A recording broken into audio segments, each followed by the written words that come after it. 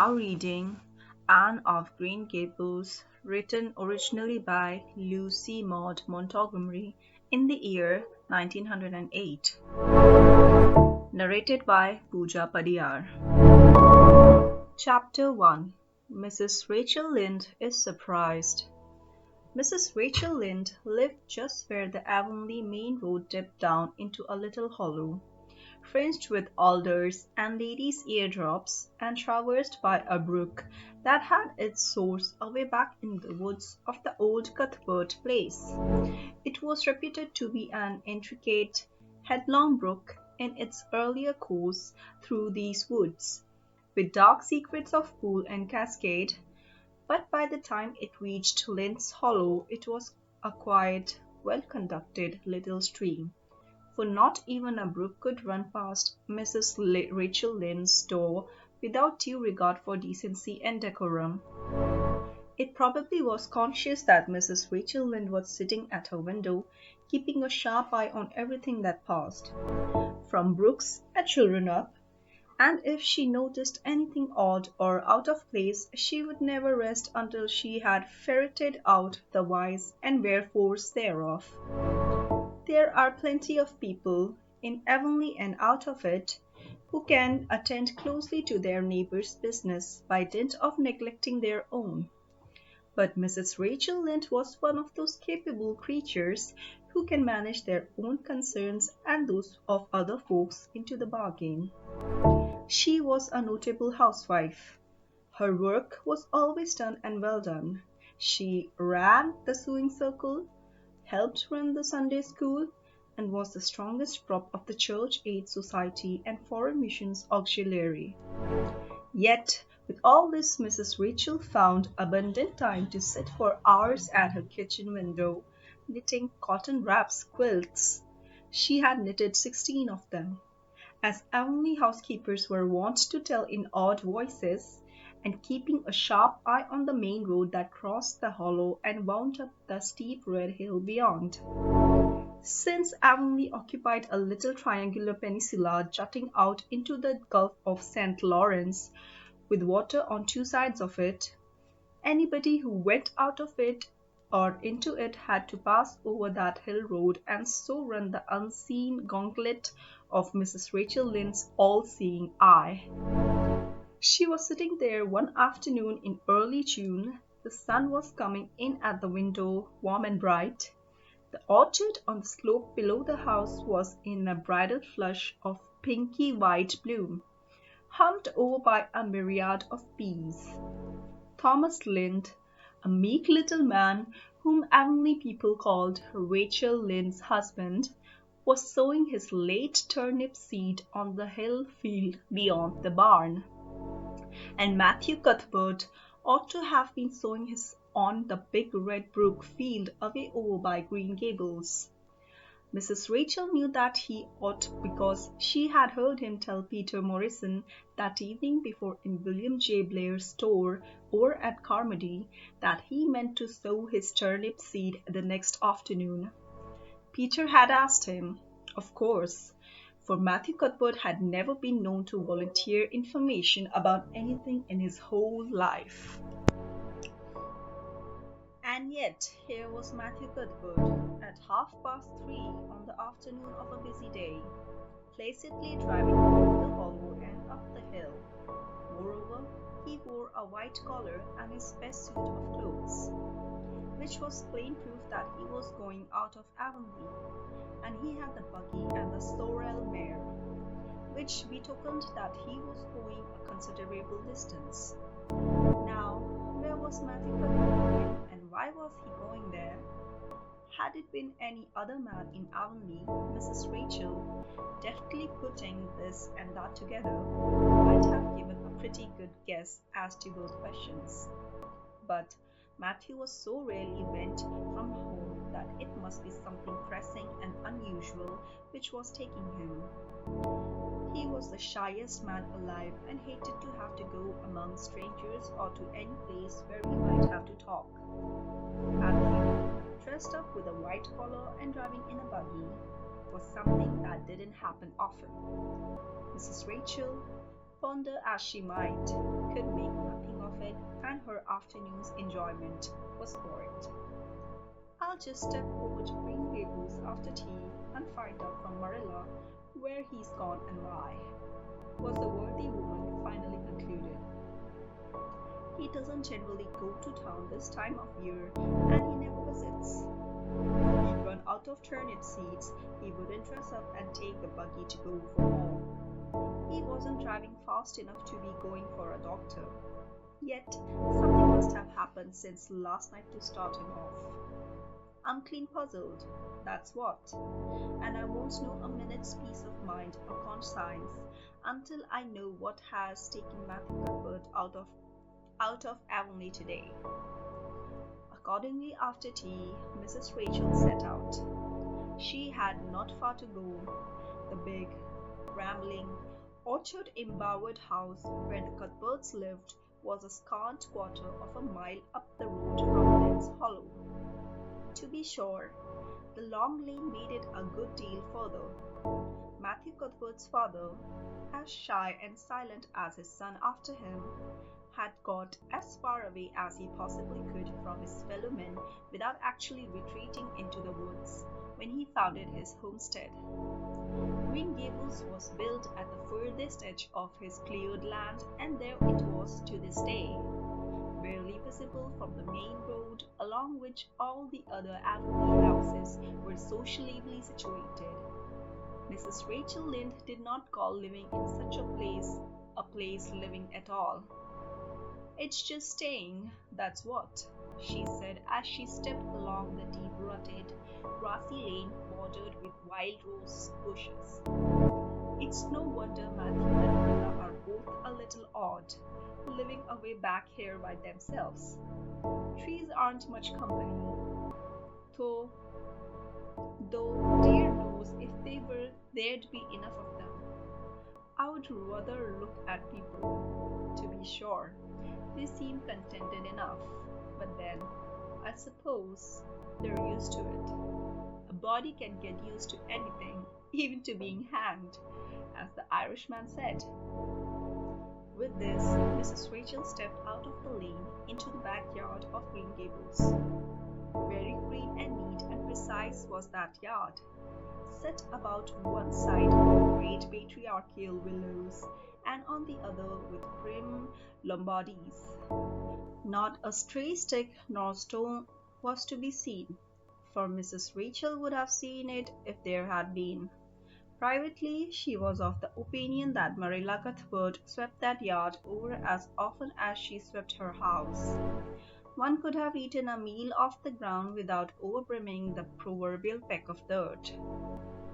Mrs. Rachel rapped smartly at the kitchen door and stepped in when bidden to do so. The kitchen at Green Gables was a cheerful apartment, or would have been cheerful if it had not been so painfully clean as to give it something of the appearance of an unused parlor. Its windows looked east and west. Through the west one, looking out on the backyard, came a flood of mellow June sunlight. But the east one, whence you get a glimpse of the bloom white cherry trees in the left orchard and nodding, slender birches down in the hollow by the brook, was greened over by a tangle of vines. Here sat Marilla Cuthbert, when she sat at all, always slightly distrustful of sunshine, which seemed to her too dancing and irresponsible a thing for a world which was meant to be taken seriously. And here she sat now, knitting, and the table behind her was laid for supper. Mrs. Rachel, before she had fairly closed the door, had taken a mental note of everything that was on the table. There were 3 plates laid, so that Marilla must be expecting someone home with Matthew to tea. But the dishes were everyday dishes, and there were only crab-apple preserves and one kind of cake, so that the expected company could not be any particular company. Yet, what of Matthew's white collar and the sorrel mare? Mrs. Rachel was getting fairly dizzy with this unusual mystery about quiet, unmysterious Green Gables. "Good evening, Rachel," Marilla said briskly. "This is a real fine evening, isn't it? Won't you sit down? How are all your folks?" Something that, for lack of any other name, might be called friendship existed and always have existed between Marilla Cuthbert and Mrs. Rachel, in spite of, or perhaps because of, their dissimilarity. Marilla was a tall, thin woman, with angles and without curves. Her dark hair showed some gray streaks and was always twisted up in a hard little knot behind with two wire hairpins stuck aggressively through it. She looked like a woman of narrow experience and rigid conscience, which she was, but there was a saving something about her mouth which, if it had been ever so slightly developed, might have been considered indicative of a sense of humor. "We're all pretty well," said Mrs. Rachel. "I was kind of afraid you weren't, though. When I saw Matthew starting off today, I thought maybe he was going to the doctor's." Marilla's lips twitched understandingly. She had expected Mrs. Rachel up. She had known that the sight of Matthew jaunting off so unaccountably would be too much for her neighbor's curiosity. "Oh, no, I'm quite well, although I had a bad headache yesterday," she said. "Matthew went to Bright River. We're getting a little boy from an orphan asylum in Nova Scotia, and he's coming on a train tonight." If Marilla had said that Matthew had gone to Bright River to meet a kangaroo from Australia, Mrs. Rachel could not have been more astonished. She was actually stricken dumb for 5 seconds. It was unsupposable that Marilla was making fun of her, but Mrs. Rachel was almost forced to suppose it. "Are you in earnest, Marilla?" she demanded when voice returned to her. "Yes, of course," said Marilla, as if getting boys from orphan asylums in Nova Scotia was part of the usual spring work on any well-regulated Avonlea farm instead of being an unheard-of innovation. Mrs. Rachel felt that she had received a severe mental jolt. She thought in exclamation points. A boy? Marilla and Matthew Cuthbert, of all people, adopting a boy? From an orphan asylum? Well, the world would certainly turning upside down. She would be surprised at nothing after this. Nothing. "What on earth put such a notion into your head?" she demanded disapprovingly. This had been done without her advice being asked, and must perforce to be disapproved. "Well, we've been thinking about it for some time. All winter, in fact," returned Marilla. "Mrs. Alexander Spencer was up here one day before Christmas, and she said she was going to get a little girl from the asylum over in Hopeton in the spring. Her cousin lives there, and Mrs. Spencer has visited her and knows all about it. So Matthew and I have talked it over off and on ever since. We thought we'd get a boy. Matthew is getting up in years, you know. He's 60, and he isn't so spry as he once was. His heart troubles him a good deal, and you know how desperate hard it's got to be to get hired help. There's never anybody to be had but those stupid, half-grown little French boys. And as soon as you do get one broke into your ways and thought something he's up and off to the lobster canneries or the States. At first, Matthew suggested getting a homeboy, but I said no, flat to that. They may be all right, I'm not saying they're not, but no London street Arabs for me, I said. Give me a native born at least. There'll be a risk no matter who we get, but I'll feel easier in my mind and sleep sounder at nights if we get a born Canadian. So in the end, we decided to ask Mrs. Spencer to pick us out one when she went over to get her little girl. We heard last week she was going, so we sent her word by Richard Spencer's folks at Carmody to bring us a smart, likely boy of about 10 or 11. We decided that would be the best age. old enough to be of some use in doing chores right off and young enough to be trained up proper. We mean to give him a good home and schooling. We had a telegram from Mrs. Alexander Spencer today. The mailman brought it from the station, saying they were coming on 5:30 train tonight. So Matthew went to Bright River to meet him. Mrs. Spencer will drop him off there. Of course, she goes to White Sands Station herself. Mrs. Rachel prided herself on always speaking her mind. She proceeded to speak it now, having adjusted her mental attitude to this amazing piece of news. Well, Marilla, I'll just tell you plain that I think you're doing a mighty foolish thing. A risky thing, that's what. You don't know what you're getting. You're bringing a strange child into your house and home, and you don't know a single thing about him, nor what his disposition is, nor what sort of parents he had, nor how he's likely to turn out. Why? It was only last week I read in the paper how a man and his wife were up west on the island took a boy out of an orphan asylum, and he set fire to the house at night. Set it on purpose, Marilla, and nearly burned them to a crisp in their beds. And I know another case where an adopted boy used to suck the eggs. They couldn't break him of it. If you had asked my advice in the matter, which you didn't do, Marilla, I'd have said for mercy's sake not to think of such a thing. That's what. This chop's comforting seemed neither to offend nor to alarm Marilla. She knitted steadily on. I don't deny there's something in what you say, Rachel. I've had some qualms myself, but Matthew was terrible set on it. I could see that, so I gave in. It's so seldom Matthew sets his mind on anything that when he does, I always feel it's my duty to give in. And as for the risk, there's risk in pretty near everything a body does in this world. There's risk in people's having children of their own if it comes to that. They don't always turn out well. And then, Nova Scotia is right close to the island. It isn't as if we were getting him from England or the States. He can't be much different from ourselves.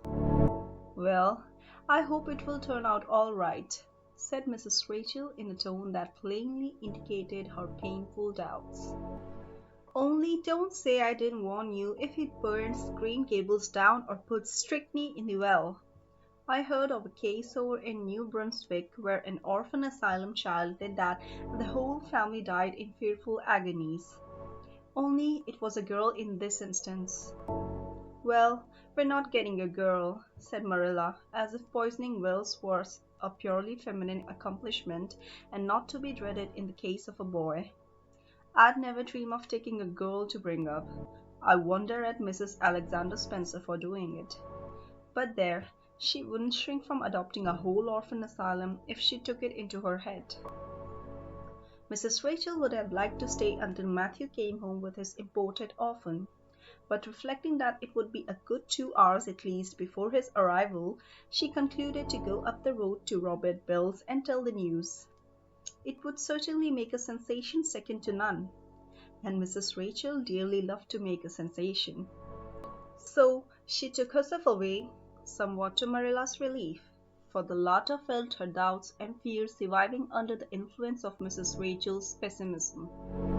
Well, of all the things that ever were or will be, ejaculated Mrs. Rachel when she was safely out into the lane, it really does seem as if I must be dreaming. Well, I'm sorry for that poor young one, and no mistake. Matthew and Marilla don't know anything about children, and they'll expect him to be wiser and steadier than his own grandfather. If so, he ever had a grandfather, which is doubtful. It seems uncanny to think of a child at Green Gables somehow.